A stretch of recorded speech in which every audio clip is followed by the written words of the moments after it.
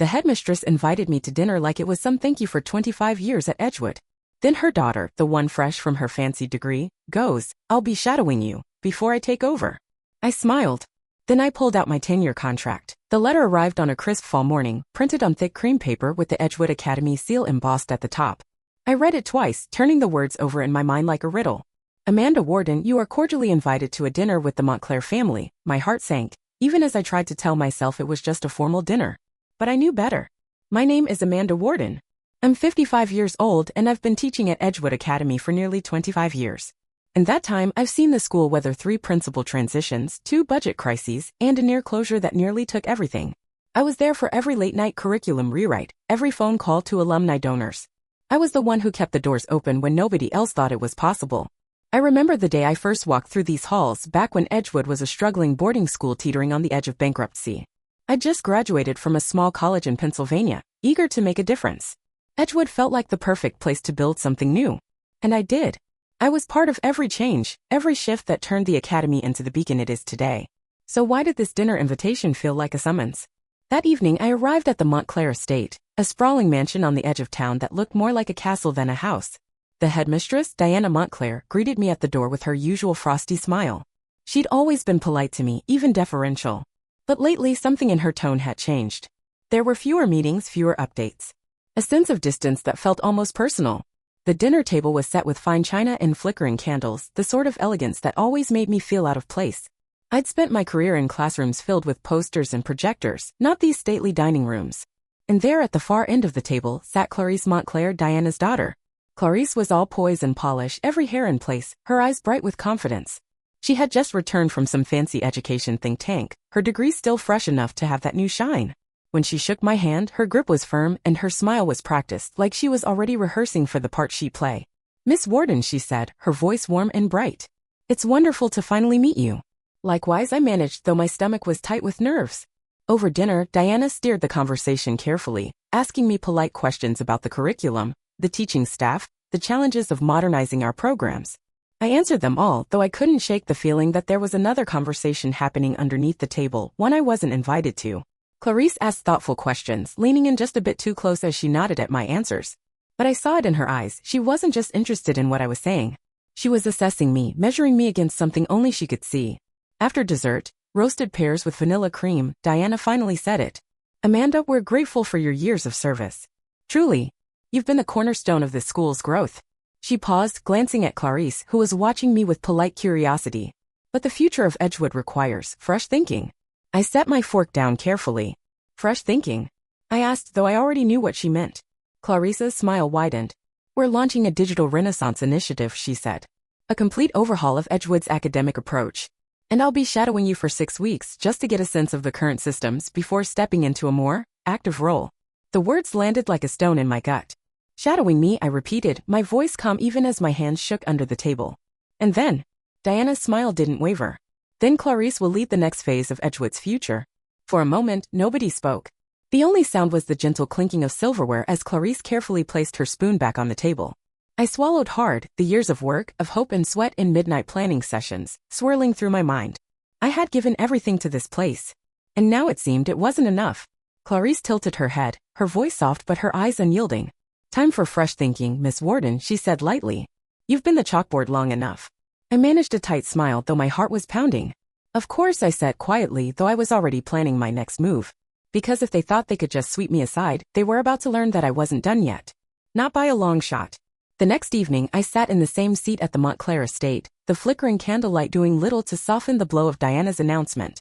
My mind was still reeling from the night before, but I kept my expression neutral, my hands folded in my lap. Dinner started with small talk, light chatter about the weather and the start of the fall semester. I nodded politely, feeling like an actor in someone else's play. Diana's eyes were bright, her laughter warm, but there was an edge to her voice that hadn't been there before. Clarice sat across from me, her polished nails tapping softly on her wine glass. She asked questions in that gentle, careful tone, questions that felt less like curiosity and more like an interrogation. "How has Edgewood adapted to the new digital platforms?" she asked, her eyes fixed on mine.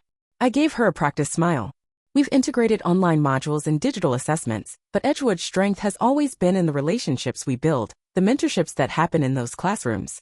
Clarice's smile was polite, but she didn't bother to hide the flicker of disapproval in her eyes. Of course, she said, her tone sweet as honey. But relationships can be built online as well. We're living in a digital age. Diana nodded in agreement, her fingers drumming lightly on the tablecloth. That's why we're so excited about Clarice's vision for Edgewood. She's already spoken with several leading consultants about modernizing our curriculum. I held my tongue, though the words burned in my throat. I had spent years pulling Edgewood out of the shadows, fighting for every dollar, every inch of progress. And now it felt like I was watching someone else step into the spotlight I had built. The main course arrived, roasted duck with a cherry glaze that smelled better than it tasted. As we ate, Diana cleared her throat and laid down her fork with deliberate care. Amanda, you've done remarkable work here, she began, her voice soft, almost maternal. But Edgewood needs to prepare for the future. A generational leadership transition is in order. My fork paused halfway to my mouth. Generational leadership transition? I repeated, my tone even though my pulse quickened. Diana's smile was unwavering. Clarice will be shadowing you for the next 6 weeks. Observing. Learning. And then she'll assume leadership of the Digital Renaissance Initiative. Clarice beamed, her shoulders straightening. I'm so excited to learn from you, Amanda, she said sweetly. I'm sure you have so much to teach me before I take the reins. The room felt colder somehow, despite the warmth of the candlelight. I set my fork down, swallowing hard. Of course, I said, my voice calm, almost detached. I'm happy to share what I know. Inside, though, it felt like betrayal. The years of work, the nights spent rewriting lesson plans and searching for new grants, the weekends spent meeting with parents and alumni, it all felt like it was being wiped away with a single dinner announcement. Clarice raised her glass in a mock toast. To the future, she said, her eyes glittering. To fresh thinking. I clinked my glass against hers, forcing a smile. To the future, I echoed, though my mind was already racing. Because if they thought I would go quietly, they didn't know me at all. When the plates were cleared and the polite conversation resumed, Clarice leaned back in her chair and gave me a small, triumphant smile. You've done amazing work, Miss Warden, she said softly, her tone almost condescending. But it's time for fresh thinking. You've been the chalkboard long enough. The words echoed in my mind as I walked back to my cottage later that night. The air was crisp, the leaves rustling under my feet. But all I could hear was her voice, time for fresh thinking. I knew then that they weren't just asking me to step aside. They were erasing me. And I wasn't going to let that happen. Not without a fight. That night, I couldn't sleep. I lay in bed staring at the ceiling, Clarice's voice playing over and over in my mind. Time for fresh thinking. I clenched my fists under the covers, the words burrowing into my chest like a splinter. By dawn, I was up, pulling on an old sweater and brewing a pot of coffee strong enough to keep me upright. I stepped into my office, the small sunlit room in my cottage that had become my refuge over the years. Stacks of papers lined the shelves, curriculum drafts, alumni newsletters, fundraising plans. Everything that had built Edgewood. I pulled down an old file box, the one I hadn't touched in years. Inside were contracts, board minutes, scribbled notes from late-night phone calls. And there, near the bottom, was the one I was looking for, my 2001 tenure agreement. The pages were yellow, the corners soft from years of handling.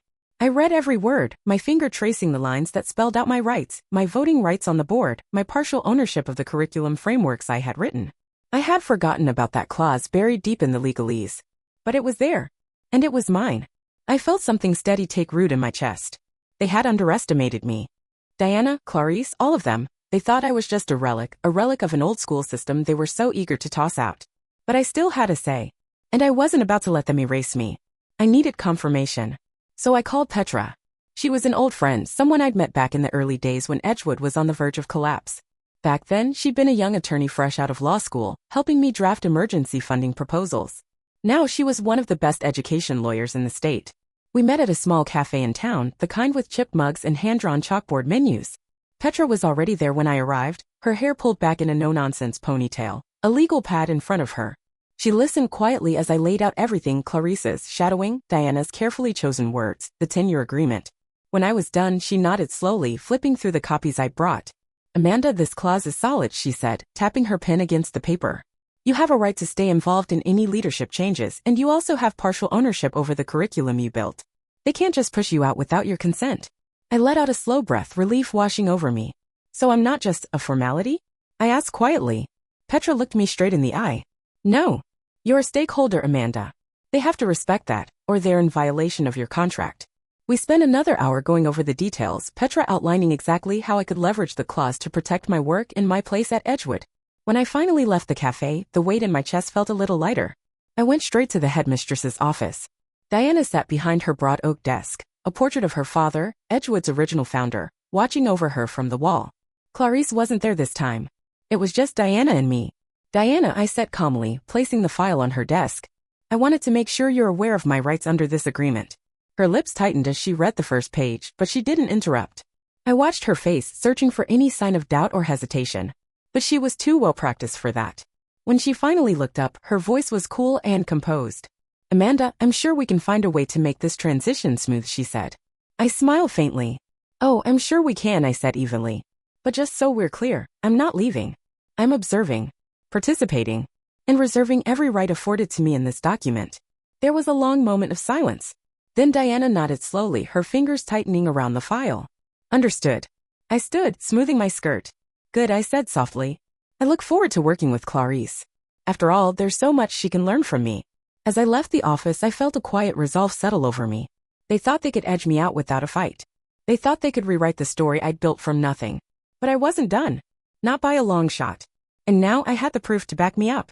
The next Monday, Clarice arrived on campus with a flourish that made my stomach tighten. She swept into the staff meeting with glossy pamphlets and a team of bright-eyed innovation fellows trailing behind her. They looked like they'd just stepped out of a Silicon Valley ad, skinny suits, bright smiles, laptops already open and humming. Clarice stood at the head of the table, her eyes sparkling with the same excitement she'd worn at dinner. Thank you all for coming, she said, her voice warm and confident. Edgewood is about to embark on an exciting transformation, a digital renaissance. I leaned back in my chair, crossing my arms loosely as I watched her work the room. She spoke in smooth, practiced sentences about virtual learning environments and cloud-based resources, using phrases like future-proof pedagogy and next-generation outcomes. Around the table, some of the younger teachers leaned forward eagerly, their eyes bright. A few of the older staff exchanged nervous glances. I stayed silent, taking notes on a yellow legal pad. Clarice didn't notice. She didn't look at me once. Over the next few days, she moved fast, holding department meetings without me, sending out drafts of new approaches that had no mention of the frameworks I'd spent decades refining. Her innovation fellows buzzed around the halls, peeking into classrooms, asking pointed questions about efficiency and scalability. She even suggested cutting the arts program. It's about reallocating resources to the most impactful areas, she said during a staff briefing, her tone breezy as she clicked through slides of bar graphs and bullet points. I watched the faces of the teachers as she spoke, the way their smiles tightened, the way they glanced at me when they thought she wasn't looking. The arts had always been a cornerstone of Edgewood, a place for students to find their voices. I knew it wasn't just about budget, it was about control. After the meeting, I walked down to my office, my mind already churning with plans. I pulled out my copy of the tenure agreement again, the part that spelled out my rights over the curriculum. Clarice might think she could erase me with a few buzzwords and flashy presentations, but I had the receipts. I called Petra. She's using my work, I told her, keeping my voice low. She's using the frameworks I designed without even acknowledging where they came from. Petra didn't miss a beat. Then it's time to remind her that using your intellectual property without your consent is a serious breach, she said crisply.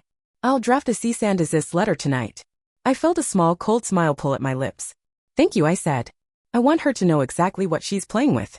The next day, Clarice breezed into my office without knocking, holding a new set of proposals. She started talking the moment she stepped in, her voice bright and authoritative. Amanda, I'd like to discuss the restructuring plan. I'm going to need your cooperation. I held up a hand, my voice calm but firm. Clarice, I said, meeting her gaze evenly. Before we discuss anything, I'd like to clarify that my educational frameworks are protected. You'll find a letter from my attorney on your desk. Effective immediately, you're not authorized to use or modify my work without explicit consent. Her mouth dropped open for just a moment, her perfect composure cracking. Then she blinked, a tight smile snapping back into place. I see, she said coolly. We'll review that. I watched her turn on her heel and march out, her innovation fellows exchanging nervous glances as they trailed behind her. For the first time, I saw the flicker of doubt in her eyes. That afternoon, I began my own quiet campaign. I reached out to 2 old friends on the board of trustees, people who remembered the years when Edgewood was fighting to survive. I spoke to a few trusted alumni, the ones who had always believed in the school's soul, not just its shiny marketing materials. In hushed conversations in the library and quick phone calls late at night, I told them what was happening. The flashy plans, the shallow reforms, the erasure of everything we had built. I didn't need to convince them of much. They'd seen it before, the way a new face with big ideas could sweep in and forget the real work that held it all together. As the week ended, I felt the shift in the air. Clarice might have the spotlight now, but I had something she didn't, the quiet, steady loyalty of the people who understood what Edgewood really was. And I was going to use it. The first sign that Clarice's perfect plans were starting to crack came in the form of a concern email from a major donor. I read it over twice, my pulse quickening as I took in the words. Amanda, I'm hearing that the arts program is being cut? I've always supported Edgewood because of your dedication to holistic learning. I sat back in my chair, the weight of it sinking in.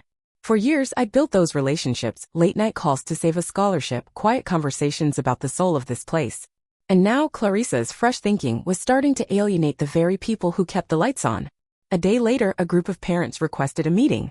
They were polite, but there was an edge to their voices. We heard about these new changes, one mother said carefully. Outsourcing the arts program? We chose Edgewood because of its balance. This doesn't feel right.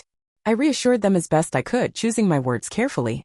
I understand your concerns, I said, folding my hands in front of me. I'm committed to ensuring that the core of Edgewood, what makes us unique, remains intact. After they left, I went back to my desk, pulled out a thick manila folder, and began organizing everything I'd gathered, emails, meeting minutes, and Clarissa's presentation drafts that used diagrams I had designed years ago. It was all there, the quiet proof of how far she was willing to push. That evening, I called Petra. It's getting worse, I told her, my voice low and steady. She's using my work without credit. She's erasing the culture I built. Then let's make sure everyone knows exactly what she's doing, Petra said firmly. Send me what you have. I'll add it to the cease and desist filing. The next day, I decided it was time for a small but deliberate move. During a committee meeting, Clarisse was walking the board through her latest strategic vision. I watched as she clicked through slides that bore my diagrams, the same frameworks I drafted over a decade ago. When she paused for questions, I spoke up. Actually, Clarisse, those frameworks were developed in 2007, I said calmly, meeting her gaze. They're part of the intellectual property I retained through my tenure agreement. The room went silent, the weight of my words settling in the air like dust. Clarissa's mouth tightened, but she didn't argue. Around the table, I saw the subtle shift in the trustees' faces. A flicker of unease. After the meeting, whispers followed me down the hallway. Teachers who had once kept their heads down now pulled me aside. Why hasn't Amanda retired yet? One of them asked, her voice low. Is she really stepping down? Another whispered. I just smiled faintly, not offering any answers. Because the truth was, I wasn't stepping down. And now people were starting to see that. Back in my cottage, I spent the evening laying out the final pieces of my plan. I met with 2 trusted staff members, veterans who'd been there as long as I had. I showed them the folders I prepared, copies of contracts, letters from Petra, detailed notes about everything that was happening. Be ready, I said quietly. There's going to be a reckoning. And when it comes, I want you to know exactly where I stand. They nodded, the resolve in their eyes a quiet echo of my own. For the first time in weeks, I felt a flicker of hope. Clarisse might have the flashy ideas, the buzzwords, and bright slideshows. But I had the truth. And more importantly, I had the quiet, unwavering strength of someone who had spent their life building something real. And that was something she could never replace. It all came to a head 2 weeks later.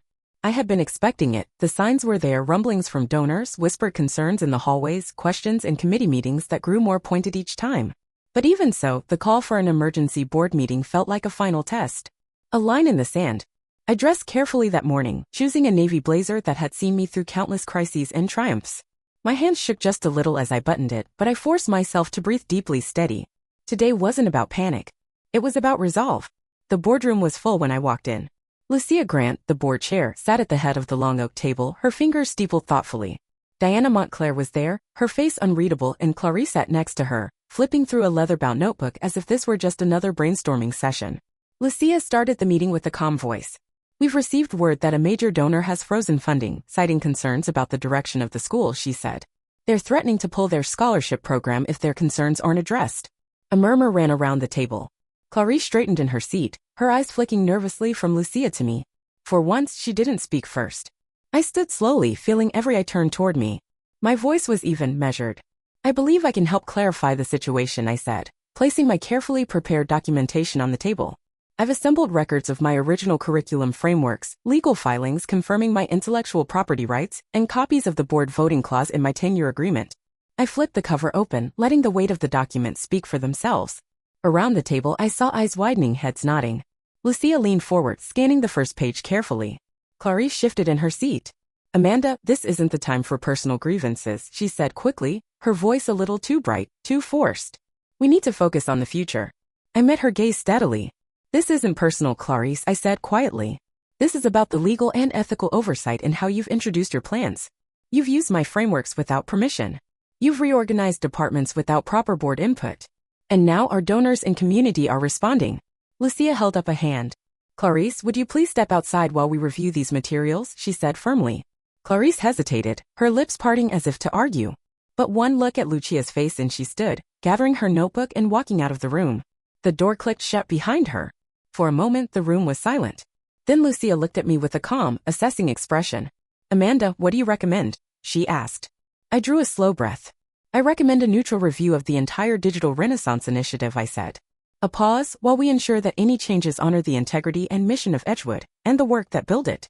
Several trustees exchanged glances, their expressions turning thoughtful. Diana Montclair cleared her throat. "Amanda, you have to understand change is always difficult," she said carefully. "But Clarice is the future. We can't hold back progress." I shook my head. "I'm not holding back progress," I said softly. "I'm protecting the foundation that progress is supposed to stand on. And if we don't get that right, everything we've built will crumble." Lucia nodded slowly, then turned to the board. "I move that we suspend any new implementations until a thorough review is complete," she said, her voice calm but resolute. "All in favor?" One by one, hands rose around the table.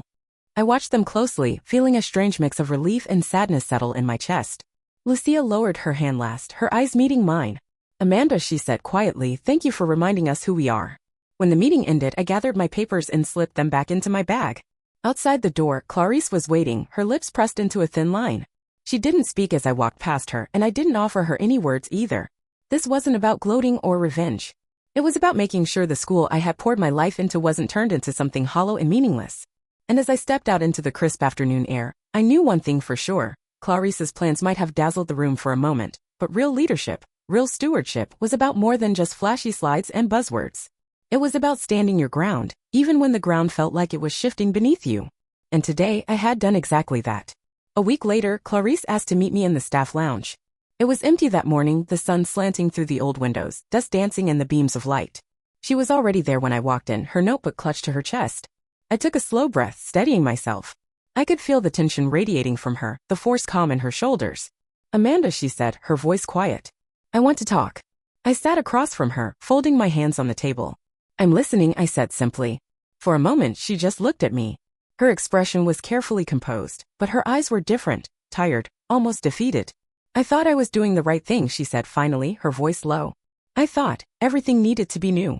Needed to be mine." I didn't interrupt. I let her speak because I knew she needed to say it. Clarice swallowed hard. "I didn't understand," she said, her voice cracking. "I thought leadership was about making bold moves, about proving yourself. But I see now that it's about knowing what to keep, what to honor." I felt the words settle around us, the weight of them heavy and real. "Leadership is about stewardship, Clarice," I said softly. "It's about understanding the roots of what you're changing, not just the branches." She nodded, her shoulders slumping. "I was so sure," she whispered. I didn't even see what I was erasing. I reached across the table, laying my hand over hers. "You've learned something important," I said gently. "And that's what matters." Later that afternoon, Diana Montclair called me into her office. She stood by the window, the light behind her casting her face in shadow. For a long moment, she didn't say anything, just looked out at the campus she'd grown up in, the same campus I had spent my life fighting for. Finally, she turned to me, her eyes weary. "Amanda," she said quietly, "I know you could have destroyed us. I know you had every reason to push harder, to take everything back." I didn't reply. I just waited. "What do you want?" she asked, her voice almost a whisper. I met her gaze, steady and calm. "Recognition," I said softly. "And rightful stewardship. I don't need a title, Diana. I don't need a seat at every table. But I will not watch this place, my life's work, be turned into a buzzword experiment." She held my gaze for a long moment, then nodded. "You'll have it," she said. "The board has decided. Clarice will no longer be involved in the transition. We're forming an interim academic council and we want you to lead it." I let out a breath I hadn't realized I'd been holding. Relief, yes, but also a quiet sadness for how far things had come and what it had taken to get here. "I'll do it," I said simply. "But I don't want an office in the administration building. I'll work from the cottage. I'll mentor the staff and oversee the restructuring. But I need space to breathe." Diana's lips curved in a faint smile. "I think that's fair," she said. As I walked back across campus, the leaves crunching under my feet, I felt lighter. Not triumphant exactly, but grounded. Clarice had learned a hard lesson and so had Diana. But more importantly, Edgewood would move forward, carefully, respectfully, with the soul of the school intact. Back in my cottage, I sat at my desk and looked at the old photographs pinned to the bulletin board, students from 20 years ago, my first classroom with its battered desks and hopeful smiles. That was the real heart of Edgewood. Not the new initiatives, not the polished presentations. I knew there would be more challenges ahead, there always were. But for the first time in weeks, I felt like myself again. Not because I'd won. Not because I'd forced anyone to see my worth. But because I'd stood my ground. I'd reminded them that leadership wasn't about titles or power. It was about doing what was right, even when it cost you. And in the end, that was the only thing that really mattered. 2 months later, the air around Edgewood had changed. It wasn't the kind of change that came with fanfare or grand announcements. It was quieter, more subtle. But it was real. I sat in my countryside study that morning, the window open to let in the gentle breeze.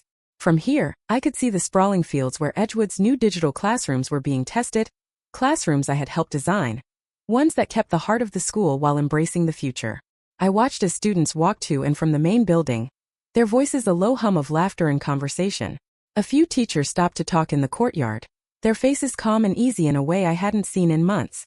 It felt like the school was breathing again. My work these days was quieter but no less meaningful. I spent my mornings reviewing lesson plans, meeting with staff over coffee, mentoring the young teachers who reminded me so much of myself years ago. I did it all from here, this little study that had become my sanctuary. I didn't miss the boardroom or the committee meetings, the endless talk of transitions and initiatives. I didn't need them. My work was in the people, the students who still came to me for advice, the staff who stopped by with questions late in the afternoon. That was where I felt at home. One afternoon, as I was filing away some old reports, a note arrived from Lucia Grant. It was short and simple, written in her careful script. "You didn't fight for a seat. You built the table." I read it 3 times, each word sinking into my chest like a bomb. I set the note down on my desk and sat back in my chair, letting out a slow breath. Not in victory but in relief. Because that was the truth of it, wasn't it? I hadn't fought for a title, for a name on the door. I had fought for the work, for the students who deserved better, for the teachers who needed someone to believe in them, for the small vital things that made Edgewood more than just a school. Outside my window, the leaves turned gold and red, the quiet proof that seasons change no matter how hard you fight to hold them back. But some things, the things that matter most, don't fade. They grow stronger. And in those digital classrooms, in the laughter echoing down the halls, in the quiet conversations over coffee, I saw my work still standing. My legacy.